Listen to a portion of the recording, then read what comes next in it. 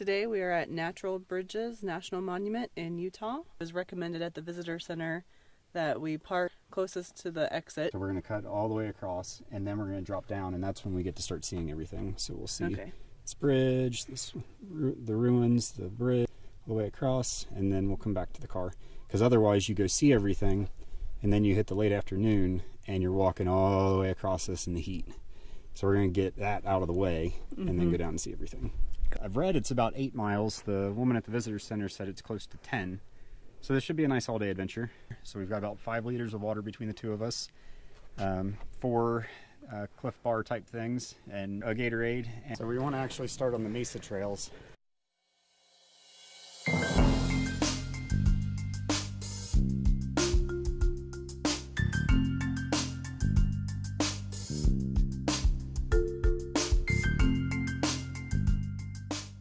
I just love how the sandstone or the slick rock has this kind of wave action to it. So you can see across the canyon. It's just kind of incredible. It makes the rock look like it's actually in motion, and it kind of looks like, you know, water flowing even though it's solidified rock. It's very cool to see. So slick rock is pretty incredible. It's called slick rock, but it's not actually slick, and especially if you have any kind of a rubber sole on your shoes or rubber wheels. It's actually like sandpaper because it's sandstone and it has incredible grip. So I'm standing at a very steep angle right now, probably at least 30 degrees, and I can stand here no problem, and it can support my weight, and I can even get on my tippy toes, and I'm not going to go anywhere. It's you know, just kind of amazing. And when you first start to walk on it, you think you're just going to slide right off the edge and drop down into a canyon, but as you get more familiar with it, you start to realize just how grippy it really is. But the reason it's called slick rock is when the settlers were coming over here and the Mormons were kind of blazing the trail over to this area, they had you know, steel wrapped wooden wheels and horses with, you know, steel or iron horseshoes. And when you put metal on this, it's super slick. So when they hit this rock, it was like being on ice, and that's hence the name slick rock. We just made it across the Mesa Hike. That's the first portion of the trail. We're going to stop here at the viewpoint and take a little break and grab a snack. And then we're going to work our way down and go see the bridges. Looking forward to it.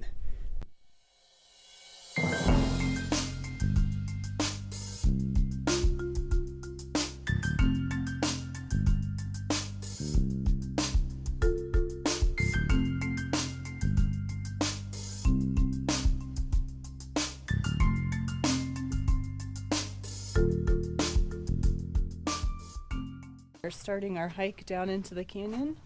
We just had a little snack and we are ready to go. I'm feeling much better. I was getting pretty hot and irritable, to say the least.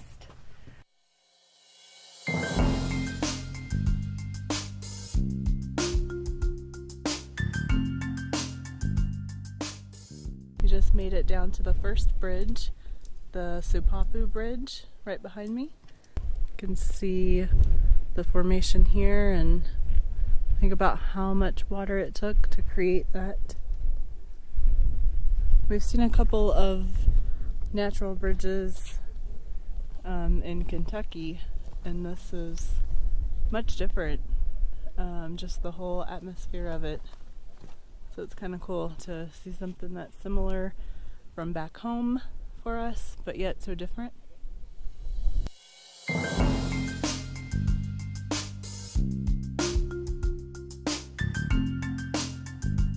We were actually up here on this ledge and we have hiked switchbacks down, and now we are more directly across from the bridge. It's just an incredible view of it. It looks so different, really, once you get down here.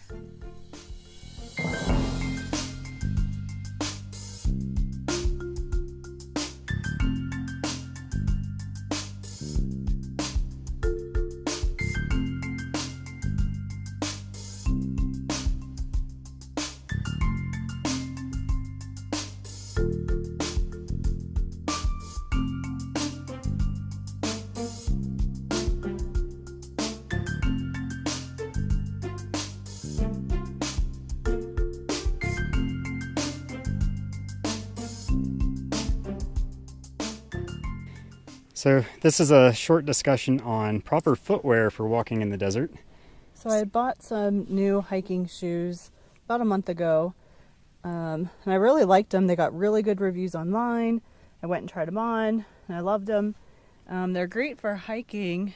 They're also good for water, if you're going to be in water. But we didn't realize that we would be in so much sand here, and so the sand is going into the shoes, making it very uncomfortable, and into my socks. So I'm stopping to dump out the sand. It just kind of piles up back where my toes, I guess, begin. So there is tons of sand right down in here. And then my actual shoe had about that much sand in it.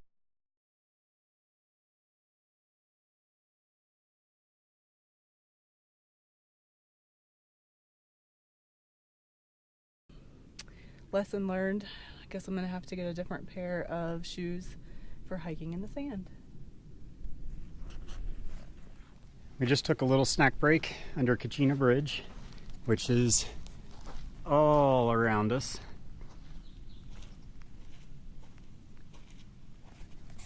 Great little shady spot, good reference point on the map to stop at and kind of get your bearings. And it's also kind of decision time as to whether or not you think you can make the rest of the hike in the time that you have before it gets dark, before you run out of water, or before you run out of food. Or before you lose your toenail. Or before you lose your toenail like Lindsay's about to do. But we put some bandages on it, so hopefully it'll hold on for the rest of the hike, because we're going to try to power through. But there is an exit route from here, so be sure you take the map with you that they give you at the visitor center. And it shows that from Coquina, which is where we are now, you can hike directly back up to the road, and you can either take the road back to your car if you parked where we did, or you can take the Mesa Trail like we took on the way in and shortcut this trail, because it's 4 o'clock right now. I think we started hiking around 12:30, and we've still got at least another 2.5 hours to go before we get done.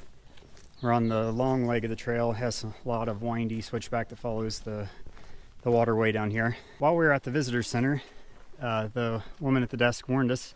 She said, if you're going to hike the whole loop, just be aware there's a spot where the trail's going to split, and you're going to say, obviously the trail goes and follows the creek bed just like it's been doing, but there's this sign that says trail and some steps going up, and you would think, oh, this is taking us up, shortcutting us out of the loop.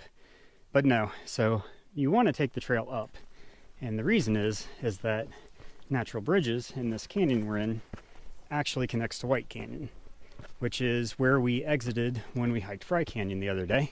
Well, I guess a lesson here is pay attention to the people that know what they're doing, and go in and ask for some guidance before you hike somewhere that you've never hiked before, even if it's a well-known national park, because these are very large areas, and you can get yourself in trouble if you're not paying attention.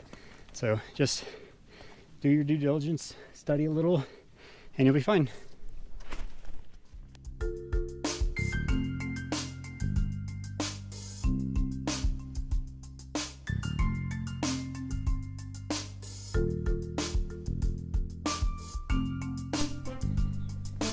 So this is why you have to take the trail up.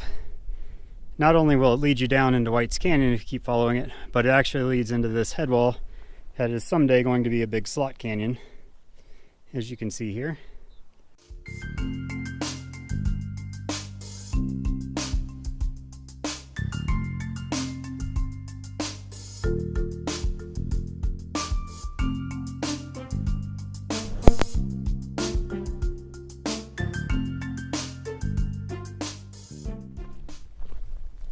It's really hot. We've been hiking forever, or it feels like forever. Lindsay's out of water. I'm getting pretty low on water. We're trying to conserve. Although we should be fine. We only had 3 miles to go a while back, so we should be getting to the end, and we think we see the final arch coming up. And we are no longer in the base of the canyon. We're now walking on a lower shelf. So that gives us a good sign that we're on our way out of here. Let's hope so. I think Lindsay's about done. Her toenail is about to fall off, and probably going to get fairly painful if it does. And like I said, we're almost out of water, and the sun is hot. We're hungry. and we're hungry. And we've got food and water waiting for us in the Jeep, which is a very, very smart thing to do if you're going to do long hikes like this, is to have extra food and water in your vehicle. So when you get back, if you did run out of water, you can immediately resupply, rehydrate, and get something to eat. Get some energy and strength back in you.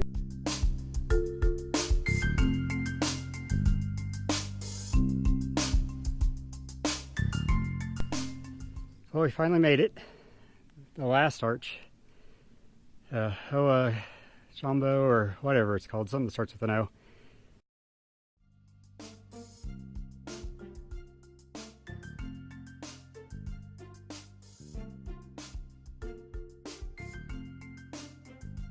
So great to see this final natural bridge, and to know that we are just about done and back to all the water we can drink and all the sandwich we can eat.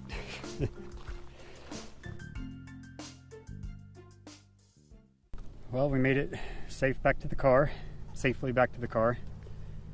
and got our dinner, wraps, turkey and cheese and mustard, and a nice big gallon jug of water that's coldish. Not cold, but way better than the hot water we've been drinking out of our packs. Not a super great viewpoint from here, but it's in the shade. And a gentleman walked by and said, "We found the only bench in the shade in the park." I am grateful that it's here. So that'll about do it for today. Long day. I'm ready to go home and shower and go to bed. And I'm sure Lexi is waiting on us. By the time we get home, that's probably about all we'll have time for. Yeah, it'll probably be a good 8 o'clock, 8:30 by the time we get home. We still have a pretty good drive to get back. So we're going to be getting out of here soon and heading home.